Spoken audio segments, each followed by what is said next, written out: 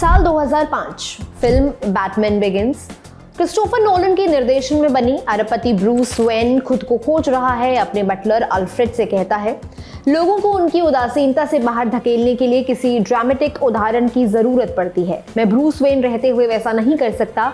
एक आदमी होने के नाते मैं सिर्फ मांस और खून से बना पुतला हूं जिसे अनदेखा किया जा सकता है, जिसे खत्म किया जा सकता है, लेकिन एक प्रतीक के नाते मुझे कोई भ्रष्ट नहीं कर सकता। कुछ एलिमेंटल, कुछ भयावह प्रतीक की जरूरत है। ये बैटमैन की ओरिजिन स्टोरी थी। वो अपने लबादे से चांद को ढकने के लिए उतर रहा था। नोलन ने बैटमैन पर 3 फिल्में बनाई। उस सीरीज की दूसरी फिल्म द डार्क नाइट को सबसे महान सुपर हीरो फिल्मों में गिना जाता है। एक ऐसी फिल्म जो कॉमिक बुक फिल्म होने की आड़ में नैतिकता जैसे जटिल सब्जेक्ट के साथ डील करती है। नोलन की बैटमैन ट्रिलॉजी ने एक बेंचमार्क सेट कर दिया। उसका नुकसान ये हुआ कि फिल्म मेकर्स कुछ वैसा ही क्रिएट करने की कोशिश करने लगे। डीसी की फिल्में डार्क होने लगी। साल 2013 में जैक स्नाइडर की फिल्म मैन ऑफ स्टील आई। दुनिया को हेनरी कैविल की शक्ल में नया सुपरमैन मिला। फिल्म ने दुनिया भर से $670 मिलियन का कलेक्शन किया। आज के रुपए में ये करीब 570 करोड़ होता है। डीसी का प्रतिद्वंदी मार्वल इस पॉइंट तक अपना यूनिवर्स शुरू कर चुका था। अब डीसी को उस नदी में कूदना था, तो उन्होंने मैन ऑफ स्टील से डीसी एक्सटेंडेड यूनिवर्स की शुरुआत की। इस यूनिवर्स की अगली फिल्म बैटमैन वर्सेस सुपरमैन थी। फैंस के बीच ये इतना ज्वलंत मुद्दा है कि आज तक बहस होती है। क्रिटिक्स फिल्म की आलोचना करते हैं तो वहीं कट्टर फैंस उनसे ओरिजिनल कट देखने को कहते हैं। खैर, फिर आई जस्टिस लीग, वो फिल्म जिसने इस यूनिवर्स और जैक स्नाइडर के विजन की कब्र खोद डाली। यहां से वापसी के कोई आसार नहीं थे। दूसरी तरफ हेनरी कैविल को पसंद करने वाली जनता यही कह रही थी कि ये सुपरमैन अच्छी फिल्म डिजर्व करता है। हेनरी ने भी उम्मीद नहीं छोड़ी। 2022 में आई ब्लैक एडम फिल्म में हेनरी के सुपरमैन ने कैमियो भी किया। ये फिल्म अक्टूबर में आई बॉक्स ऑफिस पर और क्रिटिक्स के रिव्यू कॉलम में फिल्म की धज्जियां उड़ गई। उसके 1 महीने बाद खबर आती है कि एक्सटेंडेड यूनिवर्स पर ताला लगा दिया गया है। अब डीसी नई दिशा में मुड़ेगा। डीसी यूनिवर्स अनाउंस किया गया। उसके मुखिया होंगे जेम्स गन और पीटर सैफरन। जेम्स गन वही शख्स हैं जिन्होंने मार्वल के लिए गार्डियंस ऑफ द गैलेक्सी वाली फिल्में बनाई थी। जेम्स ने अनाउंस किया कि वो सुपरमैन पर फिल्म लिख रहे हैं और उसे डायरेक्ट भी करेंगे। उस फिल्म से नए डीसीयू की शुरुआत होगी। 19 नवंबर को जेम्स वाली सुपरमैन का पहला टीजर ट्रेलर आया है। टीजर ट्रेलर आने के बाद से ही सोशल मीडिया पर हल्ला मचा हुआ है। एक वर्ग का मानना है कि अभी मजा आएगा ना भिड़ू, वहीं स्नाइडर के फैंस उससे खुश नहीं हैं। वो इतनी रंगीन दुनिया को अडाप्ट नहीं कर पा रहे हैं। बहरहाल, अब तक की कहानी सुनकर आपके दिमाग में एक सवाल आ जाना चाहिए कि जेम्स गन की सुपरमैन की बात हो रही है तो फिर नोलन की बैटमैन से शुरुआत क्यों हुई? नोलन वाली फिल्में आज भी रेलेवेंट इसलिए हैं क्योंकि वहां एक फिलॉसफी थी। उनका किरदार कौन है, इससे पहले उन्होंने ये समझा कि उनका किरदार क्या है। वो बड़े से बड़े क्रिमिनल्स के नेटवर्क को ध्वस्त कर सकता है, लेकिन उस नकाब के नीचे वो एक वल्नरेबल अकेला आदमी है जो अपने बचपन के जख्म को भरने की कोशिश कर रहा है, अपने परिवार की लेगेसी का भार उठा रहा है। कुल मिलाकर उन फिल्मों का दिल सही जगह पर था। जेम्स गन वाली सुपरमैन को भी देखकर ऐसा ही लग रहा है। इस फिल्म को लेकर इतनी हाइप क्यों बन रही है? क्यों ऐसा कहा जा रहा है कि ये सबसे महान सुपर हीरो के साथ न्याय करने वाली है? अब उन कारणों पर बात करेंगे। सुपरमैन की फुटेज देखने के बाद बहुत लोग कहने सुनने लगे कि इतने ज्यादा कलर्स क्यों हैं, ये फिल्म तो डार्क होनी चाहिए। उसका जवाब है कि एक किरदार के तौर पर सुपरमैन यही दर्शाता है।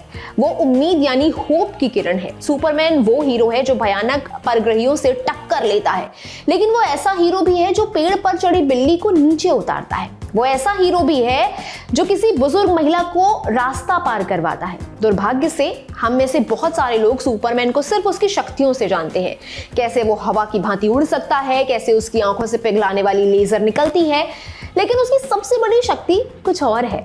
सुपरमैन एक अमेरिकी हीरो है, दूसरे ग्रह से आया। 2 लोगों ने उसे गोद लिया, अपना नाम दिया। उसने इस धरती को अपना घर और अपनी दुनिया बनाया। क्रिप्टॉन से आया सुपरमैन इंसानियत को समझने लगा। निरंतर खुद को मानवीयता के करीब ले जाने की कोशिश ही उसकी सबसे बड़ी शक्ति है। उसके लिए इंसानियत कोई पड़ाव नहीं कि फला फला काम करते ही उस मुकाम तक पहुंच जाएगा। जिस तरह बैटमैन खुद से बड़ा एक प्रतीक है, उसी तरह सुपरमैन उस आखिरी उम्मीद का प्रतीक है जो दबी सांस में कहती है कि अभी सब कुछ खत्म नहीं हुआ है। जेम्स गन अपनी फिल्म से उसी सुपरमैन तक पहुंचने की कोशिश कर रहे हैं, इसलिए उनकी दुनिया में इतने रंग हैं जैसे दर्शा रहे हैं कि अभी सब कुछ खत्म नहीं हुआ है, हर कोई भ्रष्ट नहीं हुआ है। टीजर ट्रेलर को देखकर लग रहा है कि जेम्स इसे सुपरमैन की कॉमिक्स के बेहद करीब रख रहे हैं। पहली वजह तो कॉस्ट्यूम ही है। सुपरमैन ने फिर से बड़े पर्दे पर रेड अंडरवियर पहनी है। ट्रेलर के शुरुआत में हम देखते हैं कि सुपरमैन कहीं से चोटिल होकर बर्फ में आकर गिर जाता है। मदद के लिए अपने पेट डॉग क्रिप्टो को बुलाता है। क्रिप्टो मुंह में सुपरमैन का लबादा चबाए उसे अपने घर तक घसीटता है। इसी ट्रांजिशन में हम उसकी दुनिया देखते हैं। डेविड कोरन स्वेट को क्लार्क केंट के रोल में देखते हैं। डेली प्लैनेट में काम करने वाला पत्रकार, बाल बिखरे हुए, कंधे झुके हुए। डेविड ने सुपरमैन और क्लार्क के बीच अंतर बनाने के लिए अपनी फिजिकलिटी का इस्तेमाल किया है। कुछ ऐसा ही क्रिस्टोफर रीव ने अपने सुपरमैन के लिए भी किया था। अब अगला सवाल ये उठता है कि इतने सारे किरदार क्या कर रहे हैं। ट्रेलर में सिर्फ सुपरमैन, लॉइस लेन और लेक्स लूथर ही नजर नहीं आते, बल्कि गाय गार्डनर, हॉक गिर्ल और मिस्टर टेरिफिक जैसे किरदार भी नजर आते हैं। इस पर कहा जाने लगा था कि मेकर सुपरमैन की फिल्म को किसी खिचड़ी में तब्दील ना कर दे। जेम्स का कहना था कि इस फिल्म को इसलिए नहीं बनाया गया कि आगे इन किरदारों के सीक्वल बनेंगे, बल्कि ये किरदार फिल्म में सुपरमैन की कहानी को सपोर्ट करेंगे। ये मेकर्स का कहना है। रेडिट के कुछ थ्रेड्स में पढ़ने को मिलता है कि स्टूडियोज के पास किरदारों के राइट्स होते हैं। उन राइट्स के साथ आने वाली शर्तों के चलते उन्हें उन किरदारों को किसी भी तरह से इस्तेमाल करना होता है। सुपरमैन अपने आप में नई या अनोखी फिल्म नहीं होगी, लेकिन ये आज के ब्लॉकबस्टर सिनेमा की जरूरत है। हम ऐसा क्यों कह रहे हैं? हम ऐसा इसलिए कह रहे हैं क्योंकि पिछले कुछ सालों में फिल्म मेकर्स जिस तरह से वीएफएक्स पर आश्रित होकर फिल्में बना रहे हैं, उससे सिनेमा की दुर्गति ही हो रही है। नतीजतन हर फिल्म एक जैसी दिख रही है। वो गुजरा जमाना लग रहा है जब फिल्मों के फ्रेम किसी पेंटिंग के समान हुआ करते थे। जेम्स गन ने प्रैक्टिकल इफेक्ट्स का इस्तेमाल करके अपने किस्म की क्रांति करने की कोशिश की है। फिल्म के बहुत सारे सीन जहां आसमान में किरणें फूट रही हैं, कहीं आग बह रही है, ऐसे इफेक्ट्स को वीएफएक्स की जगह खुद से डिजाइन किया गया है। सुपरमैन एक एम्बिशियस प्रोजेक्ट है। कुछ जगह पढ़ने सुनने को मिलता है कि इसे $363 मिलियन के भीमकाय बजट पर बनाया गया है। भारतीय रुपए में ये करीब 3000 करोड़ रुपए होते हैं। वो बात अलग है कि मेकर्स इस पर कमेंट्स नहीं करते। फिल्म बॉक्स ऑफिस पर कैसा परफॉर्म करती है वो अगले साल ही पता चलेगा, पर इतना तय है कि ये डीसी यूनिवर्स में एक बड़ा शिफ्ट होने वाली है। डेविड कोरन स्वेट, रेचल ब्रोसनेहन और निकोलस होल्ट के साथ बनाई गई सुपरमैन 11 जुलाई 2025 को सिनेमाघरों में रिलीज होगी। आपको फिल्म का टीजर ट्रेलर कैसा लगा, आप कमेंट करके हमें जरूर बता सकते हैं। ये जानकारी आपके लिए लिखी थी मेरे साथी अमन ने। मैं हूं गरिमा, आप देख रहे हैं ललन टॉप सिनेमा। शुक्रिया।